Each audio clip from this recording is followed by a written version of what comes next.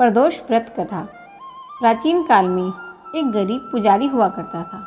उस पुजारी की मृत्यु के बाद उसकी विधवा पत्नी अपने भरण पोषण के लिए पुत्र को साथ लेकर भीख मांगने जाती थी और वह शाम तक घर वापस आ जाती थी। एक दिन उस पुजारी की विधवा पत्नी की मुलाकात विदर्भ देश के राजकुमार से हुई, जो कि अपने पिता की मृत्यु के बाद दर दर की ठोकरें खा रहे थे। उसकी यह हालत पुजारी की पत्नी से देखी नहीं गई। वह उस राजकुमार को अपने साथ अपने घर ले आई और पुत्र जैसा रखने लगी। एक दिन पुजारी की पत्नी अपने साथ दोनों पुत्रों को लेकर शांडिल्य ऋषि के आश्रम गई। वहां उसने ऋषि से शिव प्रदोष व्रत की कथा और विधि सुनी और जाकर अब वह भी प्रदोष व्रत करने लगी। एक बार दोनों बालक वन में घूमने गए। उनमें से एक पुजारी का बेटा तो घर लौट आया, परंतु राजकुमार वन में ही रह गया। उस राजकुमार ने गंधर्व कन्याओं को क्रीड़ा करते हुए देखा तो वह उनसे बात करने लगा। उस कन्या का नाम अंशुमति था।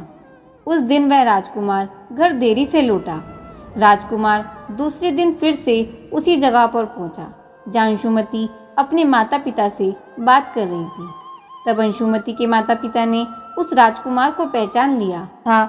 उससे कहने लगे कि तुम तो विदर्भ नगर के राजकुमार हो ना, तुम्हारा नाम धर्मगुप्त है। अंशुमति के माता पिता को वह राजकुमार पसंद आ गया और उन्होंने कहा कि शिवजी की कृपा से हम अपनी पुत्री का विवाह तुमसे करना चाहते हैं। क्या तुम इस विवाह के लिए तैयार हो? कुमार ने विवाह के लिए हाँ कर दी तो उन दोनों का विवाह संपन्न हुआ।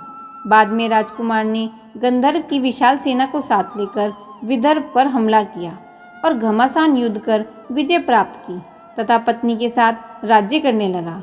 वहां उस महल में वे पुजारी की पत्नी और पुत्र को आदर के साथ ले आया तथा साथ में रखने लगा। पुजारी की पत्नी तथा पुत्र के दुख भी दूर हो गए और वह सुख से अपना जीवन व्यतीत करने लगे। एक दिन अंशुमति ने राजकुमार से इन सभी बातों के पीछे का कारण और रहस्य पूछा। तब राजकुमार ने अंशुमति को अपने जीवन की पूरी बात बताई और साथ ही प्रदोष व्रत का महत्व और व्रत से प्राप्त फल से भी अवगत कराया। उसी दिन से प्रदोष व्रत की प्रतिष्ठा और महत्व बढ़ गया तथा मान्यता अनुसार लोग इस व्रत को करने लगे।